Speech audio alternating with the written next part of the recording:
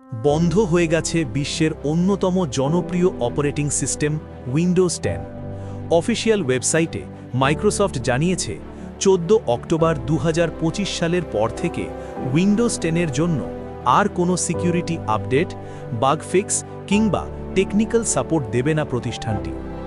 এক যুগের কাছাকাছি সময় ধরে ব্যবহৃত এই অপারেটিং সিস্টেমটির সমাপ্তি প্রযুক্তি দুনিয়ায় এক যুগের অবসান হিসেবে দেখা হচ্ছে। তবে প্রশ্ন উঠেছে, উইন্ডোজ 10 বন্ধ হয়ে গেলে কি কম্পিউটার কাজ করা বন্ধ করবে? উত্তর হলো না, কম্পিউটার চলবে আগের মতো, কিন্তু আর কোনো আপডেট বা সিকিউরিটি ফিক্স পাবে না। অর্থাৎ সাইবার আক্রমণ, ভাইরাস কিংবা ডেটা লিকের ঝুঁকি বহু গুণ বেড়ে যাবে।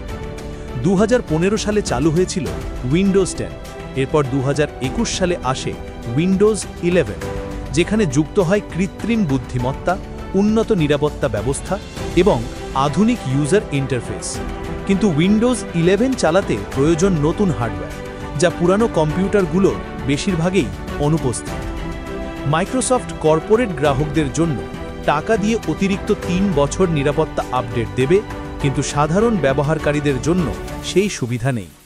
ক্যানালিস্ট রিসার্চ বলছে, উইন্ডোজ 10 বন্ধ হয়ে যাওয়ায় প্রায় 240 মিলিয়ন কম্পিউটার অকেজো হয়ে পড়বে।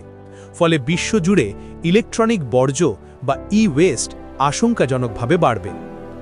প্রযুক্তি বিশ্লেষকদের মতে, মাইক্রোসফটের এই সিদ্ধান্ত পিসি বাজারে অস্থায়ী উত্থান ঘটালেও এটি দীর্ঘমেয়াদে পরিবেশ ও ব্যয়ের ওপর চাপ তৈরি করবে।